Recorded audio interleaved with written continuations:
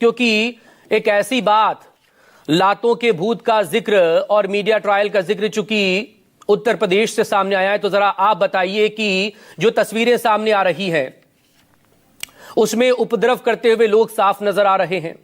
फिर इसमें मजहब कोई क्यों तलाश रहा है? क्या फायदा या क्या नुकसान इसमें देखा जा रहा है? अशोक,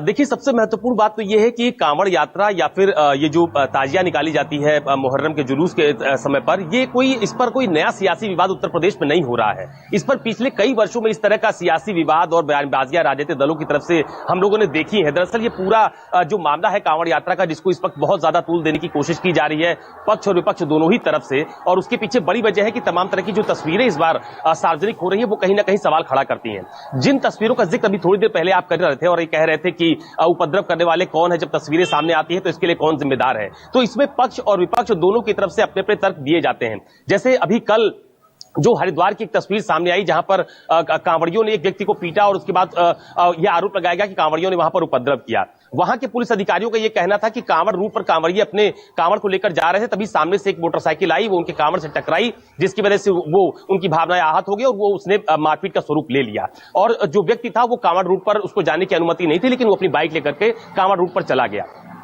तो जब इस तरह की तस्वीरें सामने आती है तो दो तरह के बयान सामने आते हैं, यानी कि पक्ष और विपक्ष, एक जो पीड़ित होता है वो और जो दूसरा जिसके ऊपर आरोप लगाया जाता है वो। अब उत्तर प्रदेश में कल मुख्यमंत्री योगी आदित्यनाथ ने जो बयान दिया कि जो लातों के भूत है वो बातों से नहीं मानते हैं, उसके पीछे उन्होंने कई सारी घटनाओं का जिक्र भी किया और ये कहा कि एक वर्ग विशेष के जुलूस में जो ताजिया है उसकी ऊंचाई को लेकर पहले ही निर्धारित किया गया कि इसकी ऊंचाई इससे ज्यादा नहीं होनी चाहिए, लेकिन बावजूद उसके अगर ज्यादा ऊंचाई की ताजिया लेके लोग निकलेंगे तो तारों को काटना पड़ेगा, पेड़ों को छांटना पड़ेगा। तमाम तरह के तर्क योगी आदित्यनाथ की तरफ से कल दिया गया।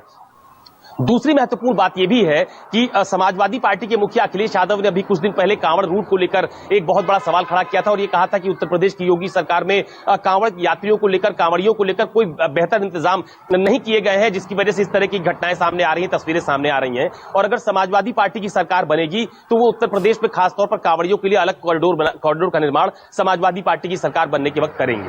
तो ये कांवड़ की यात्रा, मुहर्रम का जुलूस, इन तमाम सारी चीजों को लेकर समाजवादी पार्टी और बीजेपी के नेताओं को सुना जाता है, लेकिन इसके पीछे जो सबसे महत्वपूर्ण राजनीतिक मुद्दा है वो यही है कि कैसे कैसे अपने अपने वर्ग विशेष में खास तौर पर यह मैसेज दिया जा सके कि देखिए हम आपके हितों की बात कर रहे हैं।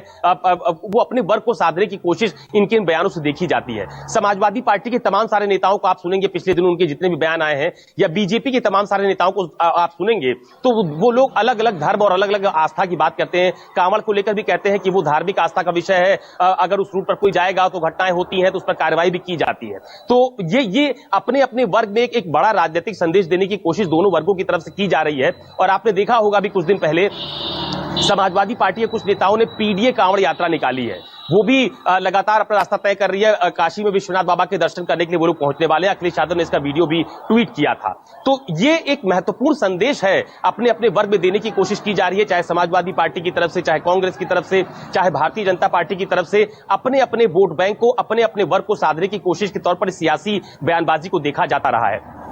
दूसरी बात यह भी है कि कल मुख्यमंत्री योगी आदित्यनाथ ने एक और बात का जिक्र किया। उन्होंने कहा कि पिछले दिनों में जो इस तरह के जुलूस निकलते थे उसमें बहुत सारी उपद्रव की घटनाएं हो जाती थी, उपद्रव की तस्वीरें सामने आती थी, लेकिन हमने उसको नियंत्रित किया है। ऊंचाई को लेकर वो बात कह रहे थे। तो ये दोनों ही दलों की तरफ से जो बात मैं अभी थोड़ी देर पहले भी कह रहा था कि एक बड़ा राजनीतिक संदेश अपने अपने वर्ग के बीच में, अपने अपने वोट बैंक के बीच में देने की कोशिश की जा रही है और उनको यह भी समझाया जा रहा है कि देखिए आपके हितों की असली लड़ाई सिर्फ हम लड़ रहे हैं। वो तुष्टीकरण की बात करते हैं, वो धार्मिक आस्था की बात करते हैं। तो ये जो पूरा मामला है ना उत्तर प्रदेश में खास तौर पर, ये ध्रुवीकरण की कोशिश की जा रही है दोनों ही दलों की तरफ से कि हम अपने अपने वर्ग में अपना अपना राजनीतिक सकारात्मक संदेश दे पाए। और जो बात कही गई, वाकई में अगर ताजिए की ऊंचाई तय कर दी गई थी तो फिर उससे ज्यादा की ऊंचाई का ताजिया क्यों बनाया गया और फिर उसमें हादसा हुआ, 3 लोगों को अपनी जान भी गंवानी पड़ गई। लेकिन मुजफ्फरपुर